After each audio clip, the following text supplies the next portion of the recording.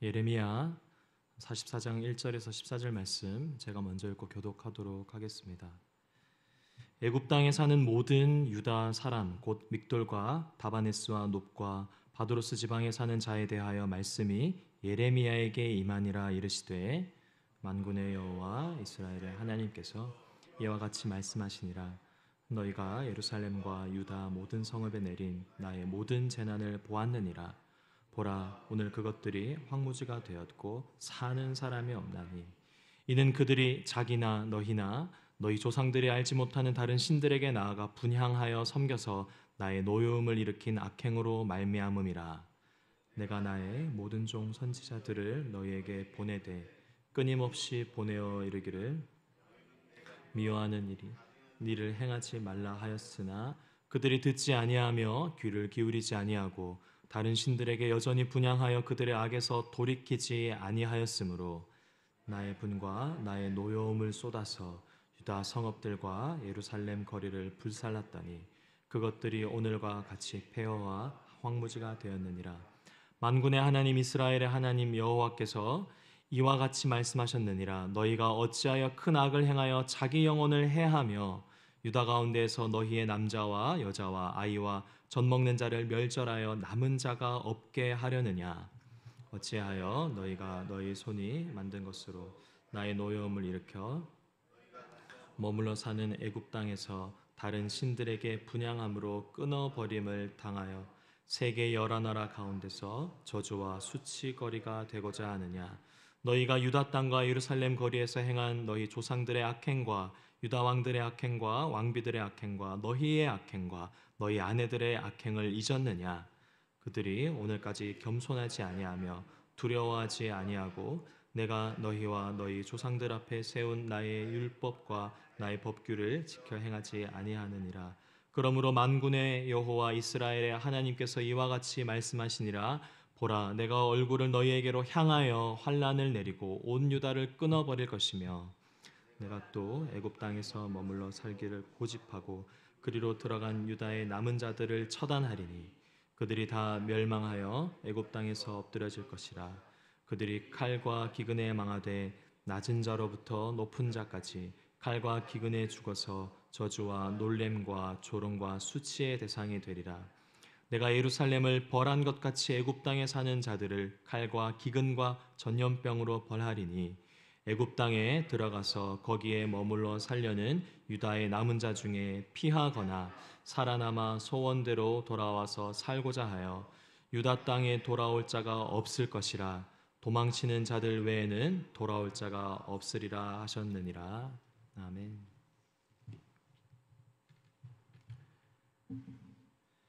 오늘 본문도 역시 예레미야를 통하여 하나님의 말씀이 선포됩니다. 그런데 그 대상이 누구죠?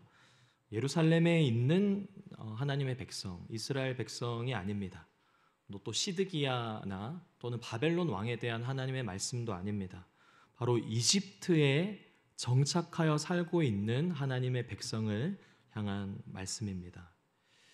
이 유대인들은 예루살렘이 함락되기도 전에 이미 이집트에서 살고 있었습니다. 바벨론이 예루살렘을 1차로 공격했을 때 많은 유대인들이 바벨론의 포로가 되거나 아니면 이스라엘의 남은 자가 되었는데 그 외에도 다수의 인원들이 이집트로 피난을 가 정착한 것이죠. 저는 이 대목이 좀 신기했는데요. 구약 성경에 등장하는 하나님의 말씀은 거의 대부분 다 누구를 대상으로 삼습니까? 이스라엘 백성이죠. 아니면 이스라엘의 왕들이거나 아니면 그들을 괴롭게 하는 타국의 왕들 정도일 것 같습니다. 그런데 가나안 땅에 정착하여 국가를 이룬 이 백성들에게 하나님의 말씀이 임한 것이 아니라 오늘은 이집트에 살고 있는 이스라엘 백성을 향한 하나님의 말씀입니다. 대체 하나님은 이들에게 그러면 어떤 내용으로 말씀을 하셨습니까? 오늘 본문 1절, 6절을 살펴보면요. 다른 신들을 따라 섬기다가 하나님의 분노를 산 이스라엘 지경 안에 살고 있는 그 하나님의 백성들의 죄악을 먼저 이야기하십니다. 5절과 6절을 함께 읽도록 하겠습니다. 시작. 그들이 듣지 아니하며 귀를 기울이지 아니하고 다른 신들에게 여전히 분향하여 그들의 악에서 돌이키지 아니하였으므로 나의 분과 나의 노여움을 쏟아서 유다 성읍들과 예루살렘 거리를 불살랐더니 그것들이 오늘과 같이 폐허와 황무지가 되었느니라. 이 이집트에 사는 이스라엘 백성들에게 하나님은 예시로 지금 누굴 보여주고 있습니까? 예루살렘에 살고 있는 이스라엘 백성을 보여주고 있습니다. 얘네 지금 어떻게 된지 다 봤지. 너희가 다 봤을 텐데 얘네들이 지금 이 지경이 된 이유가 무엇 때문이라고? 다른 신들을 섬겼기 때문이야 라고 말씀하십니다. 그 뒤에 오늘 본문에 하나님은 이스라엘에 몰아닥친 이 비극을 너희가 되풀이하지 말라라고 하십니다. 그리고 그렇게 하게 된다면 7절을 보시면 자기 영혼을 해하는 것이고 칼과 기근과 전염병으로 너희 또한 벌하리라 라는 것이 오늘 본문의 내용이 됩니다. 저는 이 오늘 본문의 전체 내용이 정말 중요하다고 생각합니다.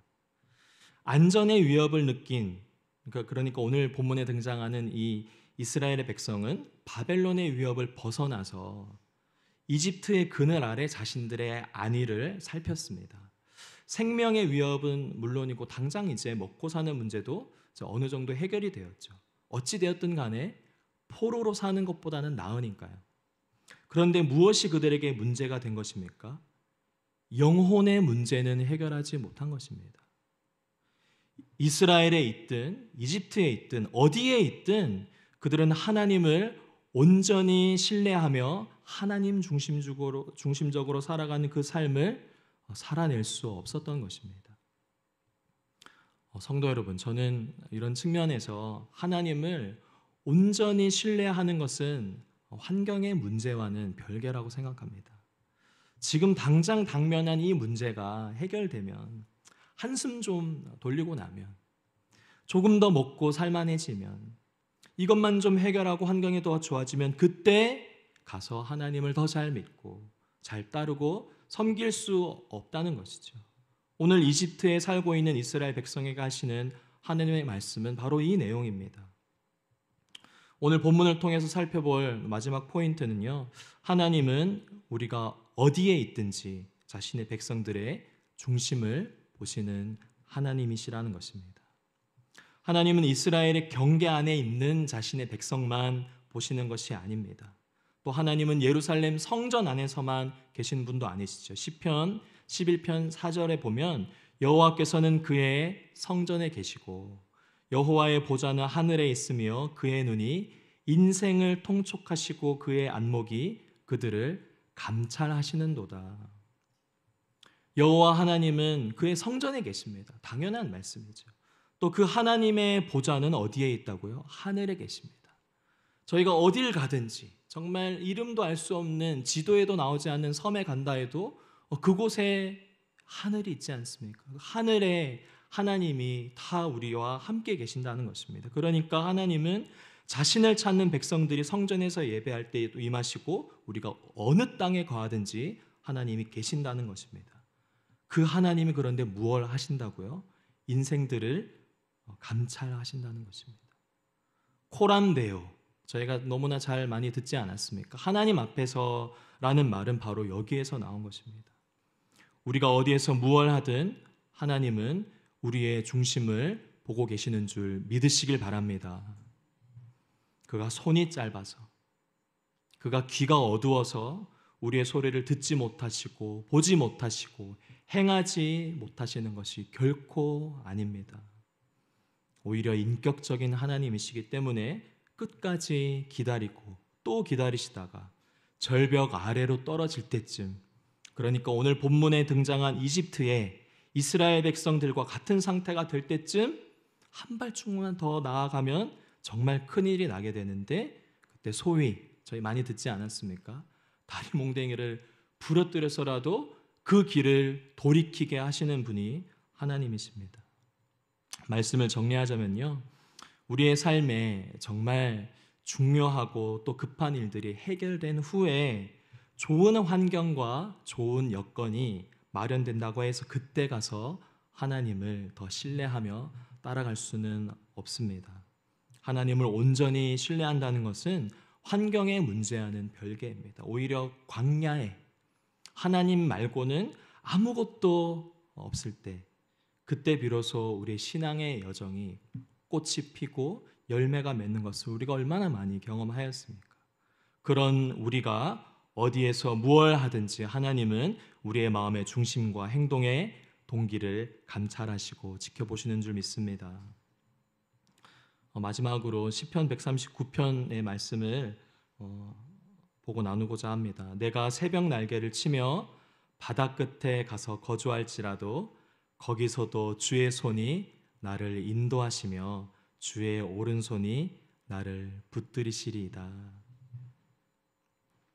우리가 바다 끝에 거할지라도 그곳에서도 주님의 손이 우리를 인도하시는 그 은혜가 저와 여러분 가운데 있기를 축복합니다. 하루하루 하나님의 은혜 없이는 결코 살 수 없는 존재가 바로 우리이기 때문에 코람데오의 삶을 사시는 저와 여러분 되시기를 예수님의 이름으로 축복합니다. 잠깐 기도하도록 하겠습니다. 하나님 아버지, 내가 새벽 날개를 치며 바다 끝에 거할지라도 거기서도 주님의 오른손이 나를 붙드시고 인도하시는 줄 믿습니다. 우리가 어디에 있든지 또 어디서 무엇을 하든지 마음의 중심을 살피시고 감찰하시는 하나님 앞에서 신실하고 거룩한 주님의 자녀로 살아가게 하옵소서. 또 인생의 고비마다 찾아오는 여러 가지 문제들 속에서도 주님 주시는 은혜 없이는 살 수 없다는 그 믿음의 고백이 터져나오게 하시고 오히려 주님을 찬양하며 감사하는 복된 인생 되게 하여 주시옵소서. 그렇게 행하실 주님께 감사드리며 예수님의 이름으로 기도드립니다. 아멘. 말씀을 기억하며 기도하길 원합니다. 두 가지 제목인데 첫 번째는 우리 개인을 위해서 기도하길 원합니다. 하나님 앞에서의 우리의 모든 생각과 입술의 말들이 또 우리의 모든 행위가 주님 보시기에 거룩하고 신실한 삶을 살게 하옵소서. 환경에, 상황에, 여러 가지의 문제에 함몰되지 않고 주님을 향한 우리의 중심을 은혜로 지켜달라고 우리 자신을 위해서 기도하시고, 두 번째는 다음 세대 자녀를 위해서 기도하길 원합니다. 본격적인 여름방학이 시작되었는데요, 이 다음 세대 자녀들이 세상의 기쁨에 마음을 빼앗기지 않고 주님의 기쁨을 알아가는 이 여름 시간 되게 해달라고 우리 다 같이 두 가지 제목 함께 기도하시고 개인 기도로 하나님 앞에 나아가도록 하겠습니다. 기도하겠습니다. 좋으신 하나님, 그 바닷끝 가운데 거할지라도 주님 그곳에서 아무도 내 마음을 알아주는 없을지라도 주님 그곳 가운데서 함께 하시는 주의 오른손이 나를 붙드시는 줄 믿습니다. 주님, 환경과 상황이 오늘 나의 당면한 문제들을 해결해 주는 것이 아니라 환경과 상황을 뛰어넘어 하늘의 하나님을